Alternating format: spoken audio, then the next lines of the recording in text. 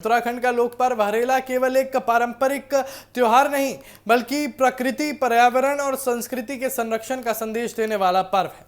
हर साल सावन के आगमन के साथ मनाए जाने वाला यह पर्व हरियाली, समृद्धि और प्रकृति के प्रति आभार व्यक्त करने का अवसर भी माना जाता है। और इसी अवसर पर मुख्यमंत्री पुष्कर सिंह धामी ने प्रदेशवासियों को हरेला की शुभकामनाएं देते हुए पर्यावरण संरक्षण का संकल्प लेने की अपील की है। मुख्यमंत्री धामी ने अपने संदेश में कहा कि हरेला केवल पौधारोपण का पर्व नहीं बल्कि प्रकृति के साथ हमारे अटूट रिश्ते का प्रतीक है।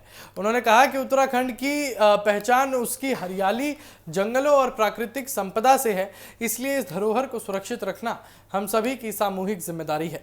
मुख्यमंत्री ने आज शुरू हो रहे थीमेटिक वृक्षारोपण अभियान में अधिक से अधिक लोगों से भागीदारी करने का आह्वान किया। उन्होंने कहा कि सिर्फ पौधे लगाना ही पर्याप्त नहीं है बल्कि उन्हें वृक्ष बनने तक उनकी देखभाल और संरक्षण करना भी उतना ही जरूरी है। और अगर हर नागरिक इस जिम्मेदारी को निभाएगा तो उत्तराखंड आने वाले समय में और अधिक हरा भरा और पर्यावरण के अनुकूल राज्य बन सकेगा। अपने संदेश में मुख्यमंत्री ने प्रधानमंत्री नरेंद्र मोदी के एक पेड़ मां के नाम अभियान का भी उल्लेख किया। उन्होंने प्रदेशवासियों से अपील की कि वो अपनी मां के सम्मान में कम से कम एक पौधा अवश्य लगाएं और उसके संरक्षण का संकल्प भी लें। उनका कहना था कि ये अभियान केवल पर्यावरण संरक्षण का नहीं बल्कि भावनाओं और जिम्मेदारी का भी प्रतीक है। मुख्यमंत्री धामी ने कहा कि हरेला जैसे लोक पर्व हमें याद दिलाते हैं कि प्रकृति का संरक्षण केवल सरकार का काम नहीं बल्कि समाज के हर व्यक्ति की जिम्मेदारी है। उन्होंने लोगों से इस पर्व को जन भागीदारी के साथ मनाने और पर्यावरण संरक्षण को जन आंदोलन बनाने का आह्वान किया। तो कुल मिलाकर मुख्यमंत्री का संदेश साफ है कि अगर हर नागरिक एक पौधा लगाए और उसकी देखभाल की जिम्मेदारी भी निभाए तो उत्तराखंड की प्राकृतिक विरासत और अधिक मजबूत होगी।